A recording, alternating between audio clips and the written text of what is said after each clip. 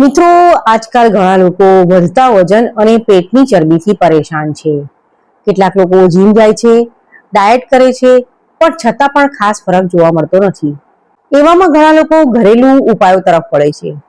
તો આજે આપણે એવી જ એક સરળ ડ્રિંક વિશે વાત કરીશું, જેમાં ઉપયોગ થાય છે રસોડામાં સરળતાથી મળતી 3 વસ્તુઓનો: જીરું, તજ અને લવિંગ.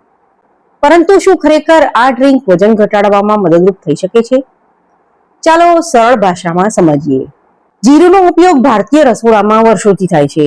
કેટલાક લોકો માનતા હોય છે કે જીરુંનું પાણી પાચન સુધારવામાં મદદ કરી શકે છે. સારા પાચનને કારણે શરીર વધુ સક્રિય થાય છે. આ ઉપરાંત જો શરીરમાં પાણી ભરાઈ ગયું હોય તો આ સમસ્યાને નિવારવામાં જીરું મદદરૂપ થઈ શકે છે.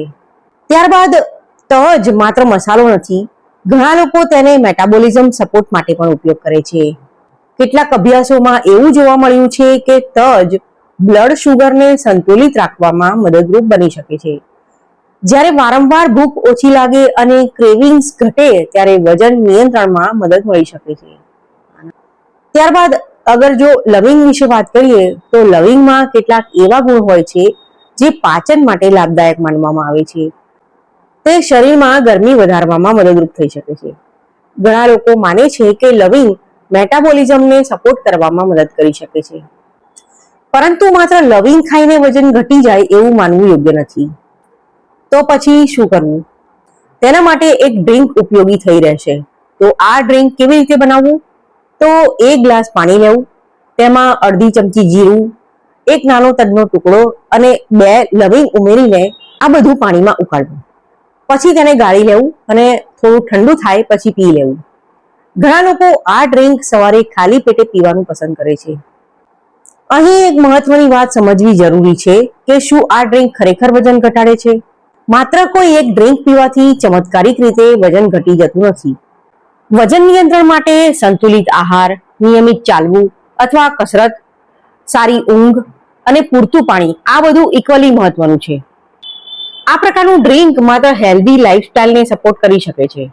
પણ જો તમને એસિડિટી, પેટની ગંભીર સમસ્યા, એલર્જી, પ્રેગ્નન્સી વગેરે જેવી સ્થિતિ હોય તો કોઈ પણ ઘરેલું ઉપાયને નિયમિત રીતે અપનાવતા પહેલા નિષ્ણાતની સલાહ લેવી સારી રહેશે.